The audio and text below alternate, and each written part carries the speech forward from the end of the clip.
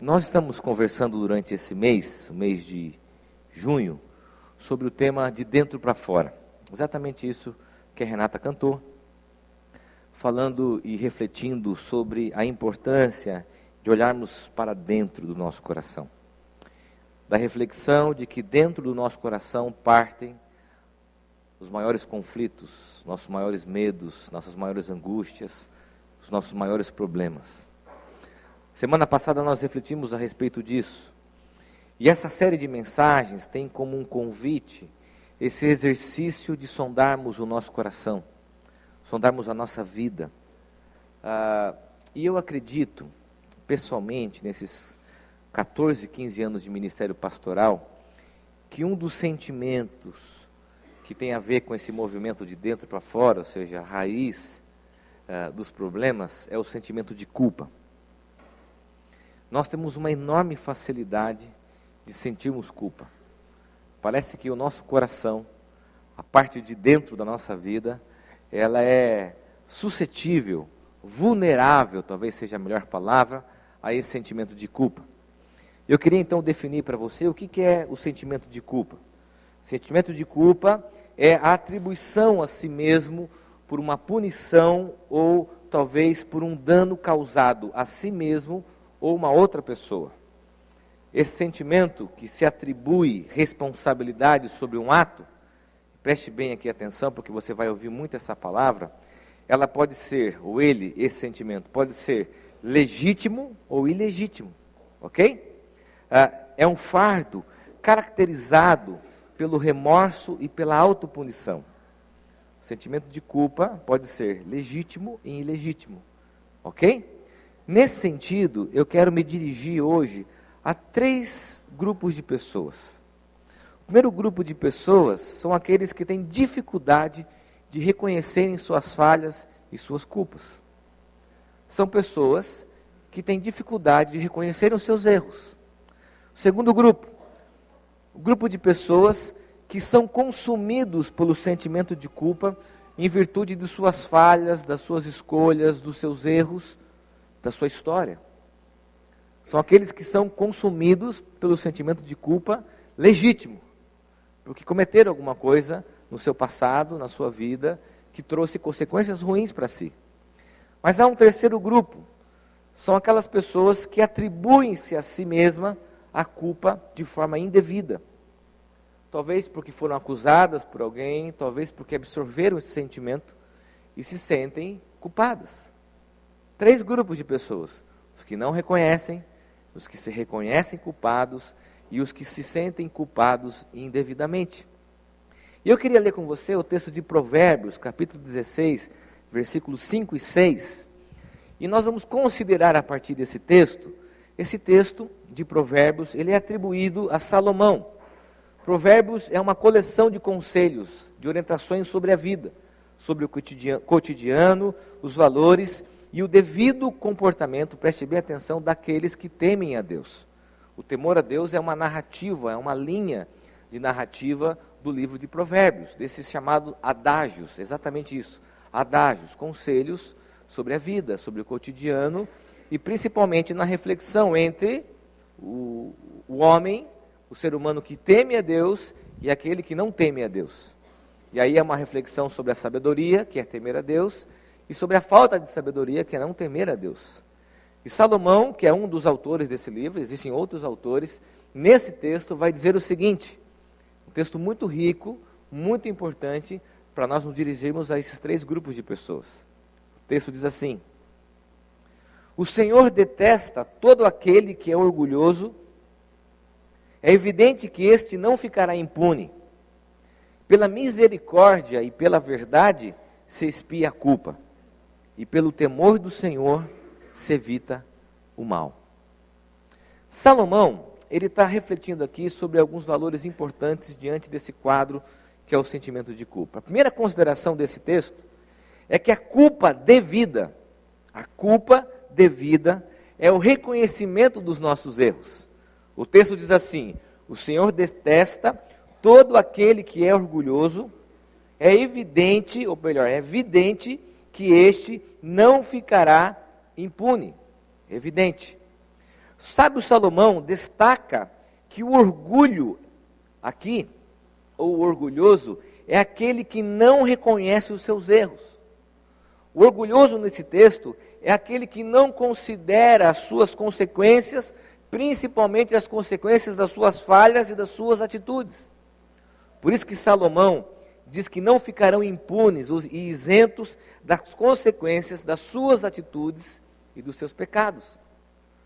Ele começa falando sobre aqueles que são orgulhosos, que não pensam nas consequências dos seus atos, talvez porque o orgulhoso ele nem reflete sobre isso, ele não pensa na consequência daquilo que ele faz.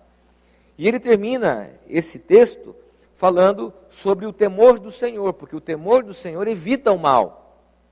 Nessa contraposição fica claro que para o texto de Salomão é preciso compreender que a culpa tem o seu devido lugar. Preste bem atenção nisso.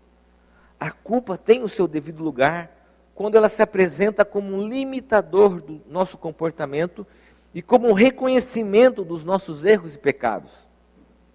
Eu diria o seguinte, que ela serve para apontar as nossas falhas. O saudável seria que esse sentimento de culpa fosse pontual, devido, como um reconhecimento da nossa natureza pecadora. Parece estranho eu falar sobre culpa e dizer que a culpa tem um lado pedagógico. Parece estranho, e nós vamos falar sobre perdão, Salomão, nessa primeira parte do texto, dizer que os orgulhosos não ficarão impunes, porque a culpa tem o seu lugar.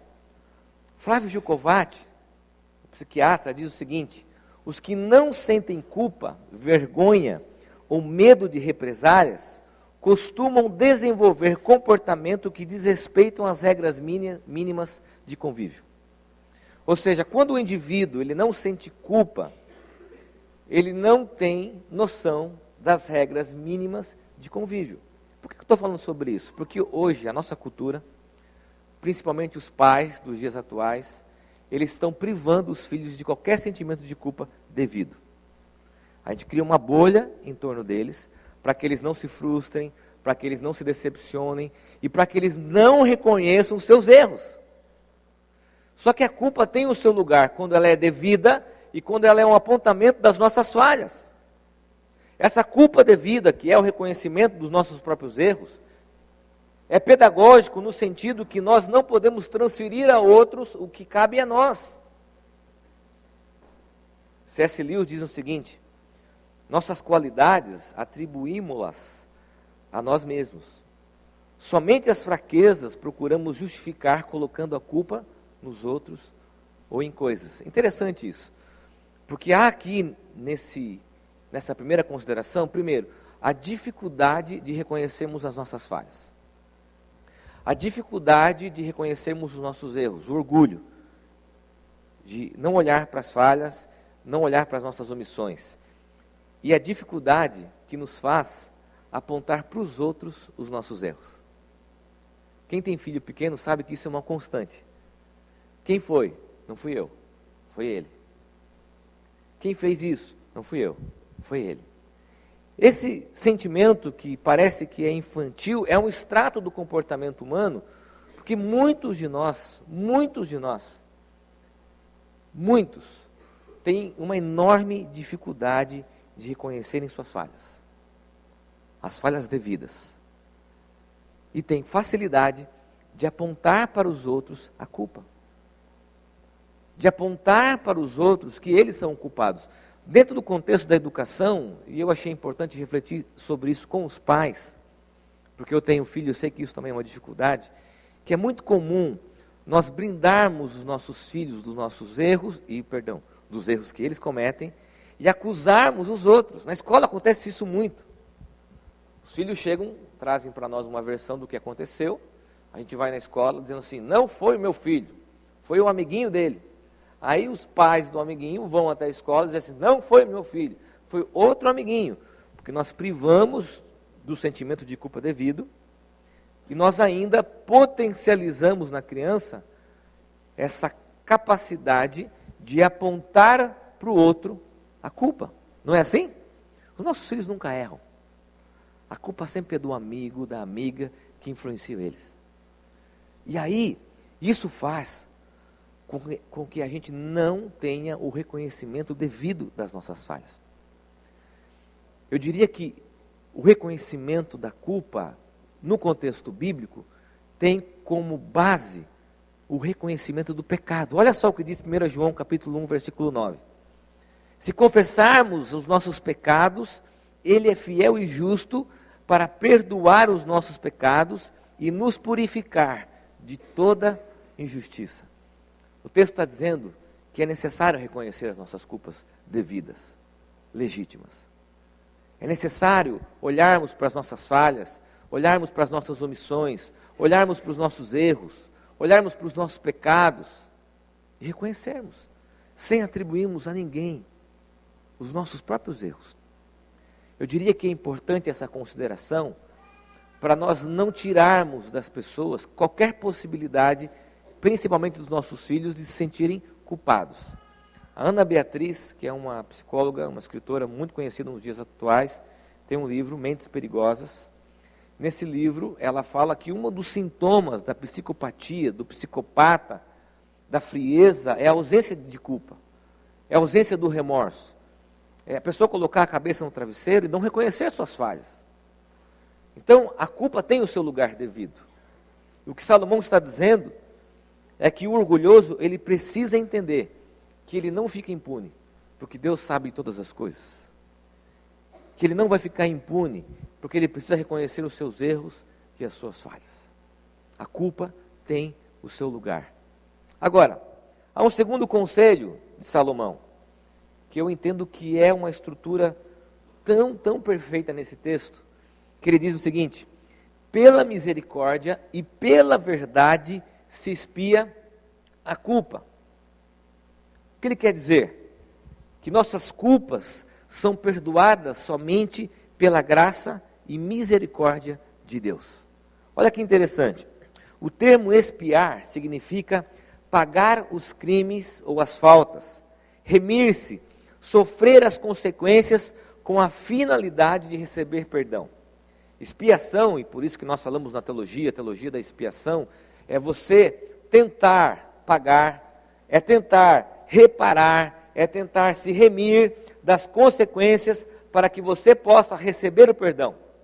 Salomão está dizendo que a forma correta de expiarmos a nossa culpa, de buscarmos a redenção, de buscarmos o perdão, em primeiro lugar, é através da misericórdia. E a palavra misericórdia aqui é o termo hesed. Hesed pode ser traduzida como bondade, benignidade, solidariedade, lealdade, amor constante e ter misericórdia. Alguns estudiosos chegam a sugerir que essa expressão era usada no momento de uma execução de uma pena, como se alguém fosse ser executado, punido, e naquele momento da execução, misericórdia. Recebe. Misericórdia. Por que Salomão diz isso? Porque existem pessoas que reconhecem o seu sentimento de culpa e que espiam a sua culpa de uma forma indevida. Vou explicar isso. Porque o sentimento de culpa traz essa sensação de que nós sempre estamos em débito. Você entende isso? O sentimento de culpa sempre aponta para mim e para você que nós estamos devendo alguma coisa. E a gente busca espiar isso de várias formas. A gente busca espiar isso, remir, buscar perdão de várias maneiras. Vou dar alguns exemplos para que a gente não fique só olhando para os problemas maiores. Quer ver um exemplo da cultura atual? Você trabalha muito, 10, 12 horas por dia, e você precisa espiar, você precisa se perdoar, precisa pagar o seu débito. Você pega o seu filho, você leva ele no shopping e dá um monte de presente para ele, compra um monte de coisa para ele, porque o seu sentimento de culpa precisa ser expiado. Por que as pessoas são tão generosas no final de ano? Por que as pessoas fazem tantas campanhas solidárias? Continue fazendo, é muito bom. Porque a pessoa trabalhou tanto o ano inteiro, pensou nela, na sua carreira, e no final do ano ela precisa o quê? Pagar o seu débito moral com o seu próprio sentimento, e ela precisa expiar aquilo. Por que muitos avós são avós maravilhosos, com muito amor, deixam os netos fazerem tudo? Porque olham lá no início da educação dos seus filhos, viram que não tiveram tempo, que trabalharam demais, que não tiveram tempo para se dedicar aos filhos, e que hoje querem expiar, querem pagar o seu débito de uma outra maneira. Então, eu quero que você pense que Salomão está apontando para aquelas pessoas que sentem-se imperdoáveis e que precisam constantemente pagarem a sua dívida moral consigo mesmo. Para aqueles que acham que não tem perdão, que não tem possibilidade de redenção, para aqueles que acham que Deus não pode ressignificar as suas histórias, que acabam sendo consumidos pelo sentimento de culpa e buscam outras alternativas para expiarem os seus erros. Tem uma frase famosa do Homer Simpson que diz o seguinte: a culpa é minha e eu coloco onde eu quiser. Não é? É exatamente isso. Pessoas que olham para suas histórias de vida, que erraram, que traíram, que adulteraram, que se omitiram, que falharam em algum aspecto. E que no desejo de se redimirem, que no desejo de repararem o dano, começam a fazer coisas equivocadas. Começam a serem permissivos, buscarem coisas que o texto diz que não cura, porque a cura vem pela misericórdia. Brennan Mann diz que nossa culpa é um ídolo. A culpa que você carrega, preste bem atenção, só pode ser expiada através da misericórdia e do perdão. Não permita que a culpa controle a sua vida, te aprisionando ao passado e não permitindo que você experimente o perdão. E pior, fazendo com que você expie da forma errada, que você pague o seu débito de uma forma equivocada. Você entende isso? Quero contar uma experiência particular para você. Quando o nosso filho Enzo nasceu, o segundo filho, ele ficou um período muito longo, 1 ano e meio internado. E nesse período de internação, nós esquecemos que nós tínhamos um filho mais velho. Esquecemos. Nossa preocupação era tanta com o hospital, nossa preocupação era tanta com o cuidado do Enzo, que o nosso filho ficava aqui com várias pessoas da igreja, de lá para cá, de lá para cá, de lá para cá. A gente estava tão focado na saúde do Enzo, e que a gente não teve tempo. Aí uma pessoa, um profissional, que inclusive está aqui hoje, psicóloga da escola dele, chamou a gente e falou assim: olha, vocês precisam prestar atenção no filho mais velho de vocês. Quando nós percebemos isso e prestamos atenção nisso, sabe qual é o primeiro sentimento que vem nos visitar? Culpa. E aí, você quer expiar a culpa de que forma? Sendo permissivo, dando o que a gente não tem. E nós fizemos isso. Ao invés de tentar sanar da melhor forma, nós queremos tapar um buraco de uma forma equivocada. Você começa a ser mais permissivo, você começa a se cobrar, a ser consumido por um sentimento, dizendo o seguinte: puxa, mas nós nos ausentamos desse período, deixa então eu fazer e pagar, deixar que ele controle. Foi exatamente, nós erramos nisso. Erramos da ausência e erramos por ter na culpa o elemento que fizesse a gente ser o quê? Permissivo. E é exatamente isso que acontece com a gente. Talvez muitos aqui erraram. Erraram de diversas formas. Em várias áreas da vida. Conjugal, relacionamento, trabalho, moral, ético, não sei. Erraram. Só que cuidado. Porque talvez você esteja pagando essa conta e esse débito da forma equivocada. Isso não tem fim. É como um cheque especial. É como um buraco sem fundo. Salomão diz: pela misericórdia e pela verdade se expia a culpa. Paul Tripp diz o seguinte: Jesus carregou publicamente nossa culpa e vergonha para que não mais precisássemos viver em culpa e vergonha secreta. Então tem muita gente aqui, preste bem atenção, consumido por esse sentimento de culpa, que se acha imperdoável, que não consegue ver nenhuma possibilidade de ressignificar a sua vida, e que talvez viva com essa sensação de débito, fazendo coisas equivocadas. Vou dizer, não tem fim. Se você não experimentar a misericórdia e a graça de Deus na sua vida, isso não tem fim. Talvez você tenha errado no passado, se omitido com seus filhos como eu. Talvez você tenha se separado, saído de casa e quando você volta, na troca dessa expiação da culpa, você permite todas as coisas. Talvez você se separou e quando você volta no casamento, você negocia porque você se sente culpado. Não sei.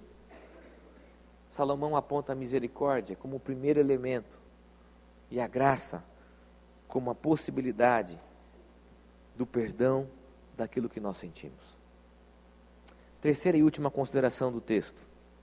Esse texto é demais. Ele diz que a verdade também se expia a culpa. As culpas indevidas, e essa é a consideração, são libertas pela verdade. O segundo princípio que Salomão diz que pode expiar a culpa é a verdade. E a tradução desse termo poderia ser traduzido aqui por fidelidade ou coerência. Dá-nos a compreensão quanto à veracidade da culpa e a coerência dos fatos. Salomão está dizendo o seguinte: a misericórdia, a graça e o perdão expiam a culpa, mas a verdade também.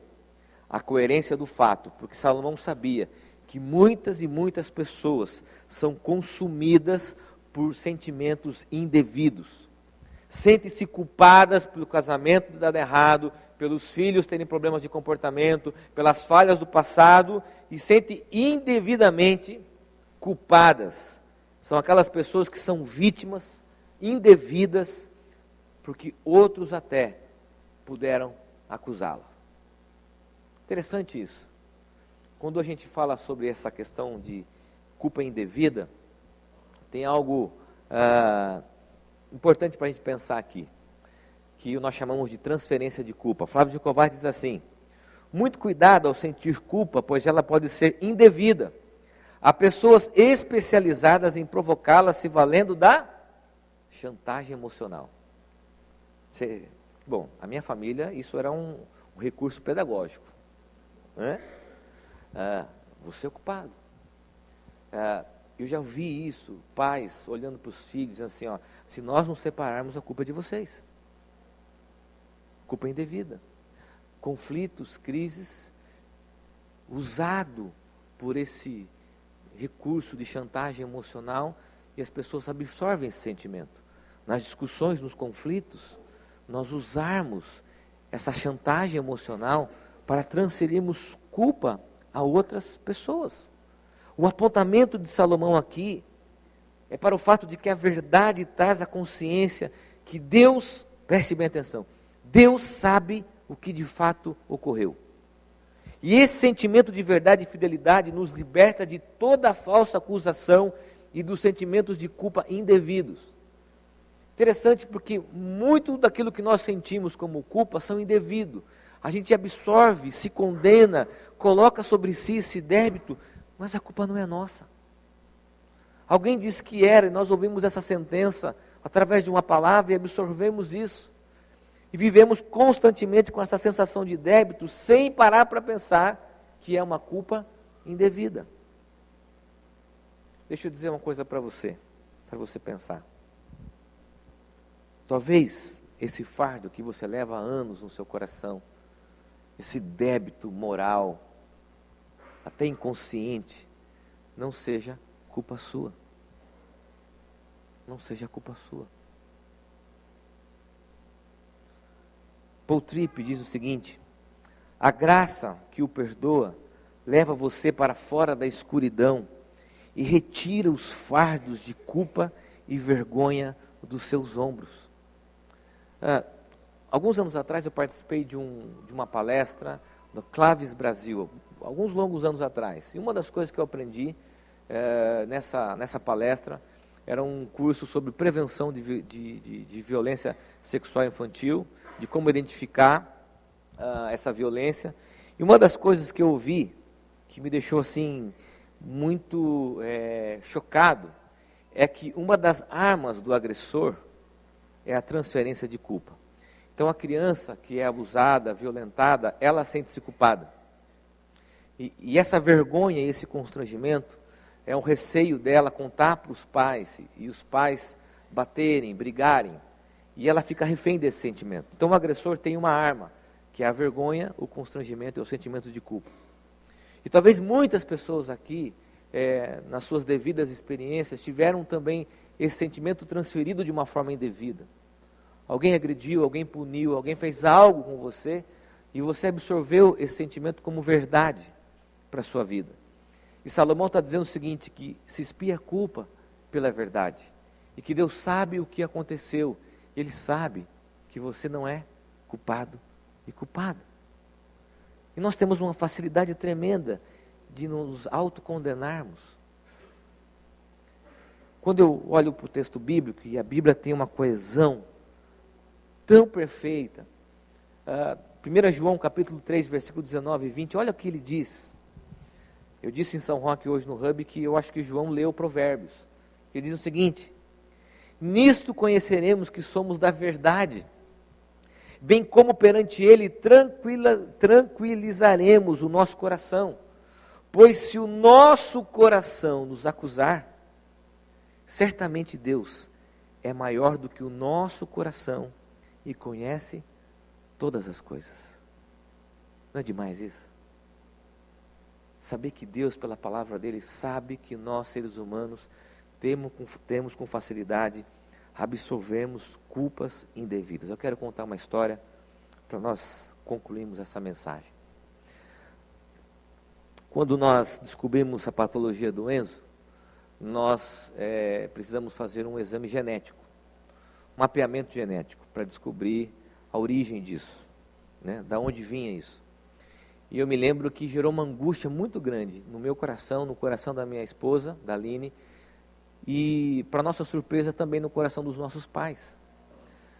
Porque o meu sogro e a minha sogra precisaram fazer esse exame, o meu pai e minha mãe também. E esse sentimento de culpa indevido nos hesitou. E começou a gerar uma aflição para saber, puxa, da onde que vem isso? É recessivo? De que família que vem isso? E eu lembro que nós fomos todos juntos, fizemos exames, depois de um período voltamos para o resultado dos exames. E no caminho até lá, viemos conversando, e nitidamente aquilo era um mal-estar, como se nós estivéssemos indo para um dia de sentença, e que alguns de nós sairíamos dali com a sentença de sermos causadores dessa enfermidade. Era isso que nós sentimos naquele momento. E quando nós chegamos no médico, num geneticista, junto com uma outra médica, antes de ele abrir os envelopes, ele se dirigiu para a gente e falou assim: olha, eu quero dizer algo para vocês. Eu não me lembro o nome dele, mas Deus usou aquele homem de uma forma fantástica. Ele falou assim: olha, ninguém em sã consciência escolhe passar através do seu DNA uma enfermidade. Ninguém que ama em sã consciência espera um dia, planeja um dia, sonha um dia, através da sua genética, do seu DNA, passar o seu pior. Todos nós que sonhamos em ter um filho, que sonhamos com a nossa descendência, com as gerações futuras, queremos o quê? Oferecer o nosso melhor. Então, por mais que aconteça o que for acontecer ao abrirmos esse envelope, nenhum de nós é culpado pela enfermidade. Ele disse exatamente isso. Nenhum de nós. Porque não é uma escolha nossa. Ele se virou para meus pais, para meus sogros, e disse: não é uma escolha de ninguém aqui. Ninguém escolheu isso. Quando ele disse isso, foi como se ele tirasse um fardo das nossas costas, um peso das nossas costas. E quando ele abriu o envelope, sabe qual era o resultado? Inconclusivo. Não tinha conclusão. Mas naquele dia foi tirado de nós um fardo de uma culpa indevida, que não era nossa. E eu penso que muitos de nós vivem debaixo desse sentimento indevido, culpados pelas tragédias, culpados por situações de relacionamento, e de uma forma indevida absorveram, se sentenciaram a isso, sem compreender que são inocentes. Quero terminar com um texto que fez parte da minha conversão. Romanos 8, versículo 1. Agora, pois, já não existe nenhuma condenação para os que estão em Cristo Jesus. Em Cristo. Não a partir da minha vida, a partir da sua consciência, Mas a partir de Cristo, não há mais nenhuma condenação. Eu me refiro àqueles que reconhecem suas falhas, eu me refiro àqueles que são consumidos porque erraram, falharam, e me refiro àqueles que sentem-se indevidamente culpados. Nenhuma condenação há para os que estão em Cristo Jesus. Branham Mann, a comentar a respeito da culpa, diz: o perdão de Deus é uma libertação gratuita da culpa. Sabe o que Deus quer nessa noite? E a gente olhou para esse texto de Salomão, de uma didática fantástica. Olha, orgulhosos, as consequências, elas acontecerão. Olha, vocês que se sentem culpados, só a misericórdia pode expiar a culpa. Olha, vocês que se sentem culpados indevidamente, só a verdade dos fatos é que pode expiar a culpa. Sabe o que esse texto quer nos mostrar hoje? O perdão de Deus, o alívio de Deus sobre a nossa vida, para que nós não sejamos mais consumidos por esse sentimento. É muito, muito interessante o fato, essa facilidade que a gente tem de se sentir culpado, de se autocondenar. Então eu quero orar por você, para que todo sentimento de culpa, indevido, ilegítimo, saia sobre os seus ombros. Ah, pastor, mas eu de fato cometi, eu reconheço. Sim, então as culpas devidas e legítimas, o perdão e a graça sobre a sua vida. Para aqueles que são ilegítimos, a verdade, a cura, o perdão. Para aqueles que são legítimos nas suas falhas, o amor de Deus, a graça dele, para que nós possamos experimentar o perdão. Deixa eu dizer algo para você, eu quero terminar com isso. Não está na projeção isso. Isso é uma reflexão minha. Só existe uma coisa capaz de mudar o passado. Não é nenhum filme, nenhum seriado, nem as joias do infinito.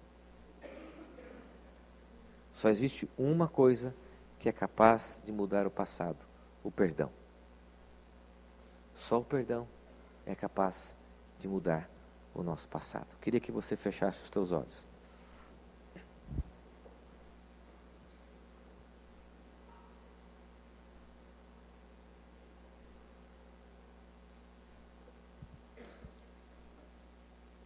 A culpa é um sentimento que nos aprisiona as pessoas que estão próximas de nós. A culpa é uma linguagem. Muitos casais, muitos relacionamentos vivem de troca de acusações, querendo ferir o outro e transferir culpas. E muitas pessoas vivem ao longo dos anos escravizadas por um sentimento indevido e ilegítimo. Há aqueles que erraram e que buscam, de forma equivocada, expiarem os seus erros. Só a misericórdia e a verdade expiam a culpa. Senhor, o Senhor conhece o nosso coração. O Senhor conhece a nossa vida. Conhece a nossa história. Sabe de tudo que nós vivemos e sabe da dificuldade que nós temos, muitas vezes, de reconhecermos as nossas falhas e os nossos erros. Ó Deus, nós apontamos o dedo sempre para que as pessoas sejam culpadas. É muito mais fácil para nós dizer que a culpa dos nossos relacionamentos é o outro. E nós não reconhecemos as nossas falhas. Senhor, há também aquelas pessoas aqui que sentem-se culpadas pelas escolhas do passado, porque erraram, porque feriram, porque mentiram, porque cometeram coisas terríveis, machucaram, ofenderam os filhos, esposo, esposa, e que precisam do teu perdão e da tua graça. Senhor, mas há pessoas também que sentem-se culpadas de uma forma indevida. Sentem-se culpadas porque um relacionamento não deu certo, sentem-se culpadas pela educação dos filhos, e absorveram esse sentimento como verdade, mas elas são inocentes, ó Deus. Tira delas esse sentimento. esse peso, esse fardo, para que o teu perdão e a tua graça, a tua misericórdia e a tua verdade, a partir de Cristo, possamos crer que nenhuma condenação há para aqueles que estão em Cristo Jesus. Nenhuma condenação. É a minha oração a Deus, no nome de Jesus. Amém, amém, amém.